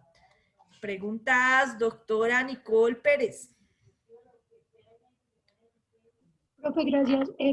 También puede ser un caso determinador cuando hay en un matrimonio una relación de amante y ella como que participa todos los días diciéndole que la esposa estorba y él revisa la opción de cometer homicidio con la esposa. Sí, puede llegar a ser juzgada como determinadora. Desde que no haga nada para convertirse en una coautora, ¿no? O en una cómplice. Si empiezan a meterse en algo más, mire, es que el determinador solo mete la idea y se va. Él no hace nada más. Pero si, por ejemplo, esta amante decide que entre los dos lo van a matar, pues ya se convierten en coautores. O si la amante ayuda a esconder al esposo después de que mata a la esposa. ¿Cómo encubrirlo? O ayuda a conseguir la plata para pagarle al sicario, pues ya es diferente. Podrá convertirse eventualmente en una coautora o incluso en una cómplice. ¿Listo, doctora? El de la cizaña. Sí. El determinador es el de la cizaña. Muy bien. Ya es por encubrirlo, ¿cierto? ¿Señor? También. ¿Por encubrirlo también? Sí, como Bueno, encubrirlo es un delito autónomo, pero en sí el ayudar a alguien que ha cometido un delito es una ayuda posterior, mira, ayuda posterior al hecho, es muy propia de los cómplices, ¿no? Entonces, en ocasiones hay que mirar si se hizo un encubrimiento, el encubrimiento es en calidad de autor, o si simplemente se fue un cómplice. José Leonardo Sánchez. Doctora, si es tan amable, otro ejemplo de interviniente. Otro ejemplo de interviniente. Sí, para que me quede un poco más claro. Cualquiera de interviniente que sea con sujeto activo calificado. Por ejemplo, veamos acá, a ver, uno de sujeto activo calificado propio de los servidores públicos. Entonces veamos el 401, digamos. ¿Dónde está?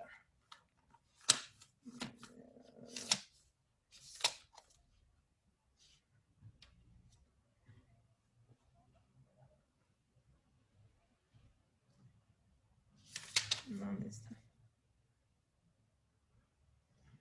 Ya. Peculado por apropiación, 397. El servidor público que se apropie en provecho suyo o de un tercero de bienes del Estado o de empresas o instituciones que éste tenga parte de bienes o fondos para fiscales o de bienes de particulares cuya administración, tenencia o custodia se le haya confiado por razón o con ocasión de sus funciones, incurrirá en prisión de 96 a 270 meses de prisión. Ejemplo. Resulta que mi novio es el jefe del almacén de evidencias de la Fiscalía General de la Nación. Es decir, él es el que tiene las llaves de todo lo que se incauta y de todas las evidencias que están allá. Y yo me entero, como buena tóxica, me entero que al almacén de evidencias llegó incautado un Maserati. Un vehículo Maserati. Y yo le digo, ay, mi amor, no seas bobito, mira, saquemos el carro este fin de semana y lo devuelves el domingo por la noche y nadie se va a dar cuenta. ¿Listo? ¿Qué hace el servidor público, mi novio? Él lo que hace es que se lleva el carro, pero le queda gustando y no lo devuelve. No lo devuelve. Ese vehículo luego me lo entrega a mí, me lo regala a mí. Y yo sé que ese vehículo es el que yo le dije que se sacara del almacén de evidencias. ¿Listo? ¿Quién es el servidor público? ¿Mi novio o yo? El novio. El novio. Él. ¿El peculado por apropiación es un delito de sujeto activo calificado o de sujeto activo indeterminado? Debe ser calificado, supongo. Calificado. Porque dice el servidor público que se apropie en provecho suyo. Sí, calificado. ¿Se apropió en provecho suyo o de un tercero? ¿De un tercero? Tuyo y de un tercero. O sea, primero lo cogió para ti y luego me lo regaló a mí. Y para un tercero, sí. ¿Son bienes del Estado? No. ¿Empresas o instituciones que tengan en parte de bienes o fondos para fiscales? No. ¿O de bienes de particulares cuya administración, tenencia o custodia se le haya confiado? ¿Sí o no? Sí, ahí es Y a un bien particular. incautado, que está en custodia, perdón, en el almacén de evidencias. ¿Quién comete el peculado por apropiación? ¿Mi novio o yo?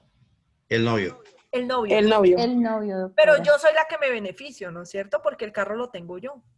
O sea, queda como interviniente. Quedo como interviniente. Ah, ok, doctora, muchas gracias por ese ejemplo. ¿Claro, doctores queridos? Claro. Sí, mi doctor. Sí, señora.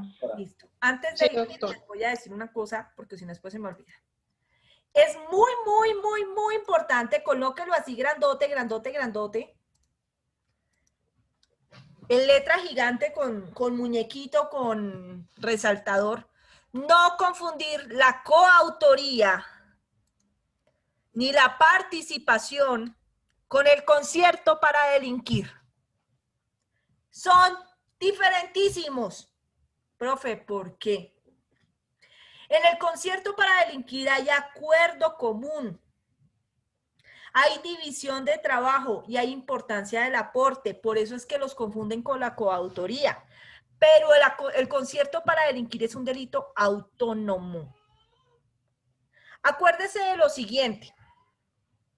Yo sé que todos aquí, y si no, pues ojalá lo vean, han visto Rápido y Furioso en alguna de sus entregas, La Casa de Papel en serie de Netflix, o La Gran Estafa para los más viejitos.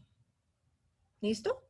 Cualquiera de esas son ejemplos de concierto para delinquir y no de coautoría nada más.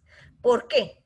Porque el concierto para delinquir exige que además de los elementos de la coautoría, haya permanencia en una estructura criminal e indeterminación de delitos. ¿Cómo así, profe? Las mamacitas, las del grupo que hicimos, que acordamos que íbamos a robar, ¿acordamos que nos íbamos a volver una banda o que íbamos a robar un banco? Que iban a robar un banco. Un banco. ¿Ves? Mientras que Toretto y sus amigos, bueno, ya después como de no sé cuál entrega, se vuelven buenos, pero antes de eso se dedicaban a robar vehículos, ¿no es cierto? Eran ladrones de carros. En La Casa del Papel son ladrones de arte, ¿no es cierto? Y en La Gran Estafa siempre buscan un nuevo objetivo para robar, pero siempre son los mismos. Entonces, ¿qué ocurre? Hay permanencia en la estructura criminal. Siempre son los mismos dando los golpes. Esos son bandas. Es concierto. No es una simple coautoría. Y además nosotros no decimos, nos vamos a reunir para robar un banco, sino decimos, nos vamos a dedicar a robar. Indeterminación de delitos. Podemos robar un banco mañana, pasado mañana un museo, pasado después el Banco de la República, después robamos transeúntes, lo que sea.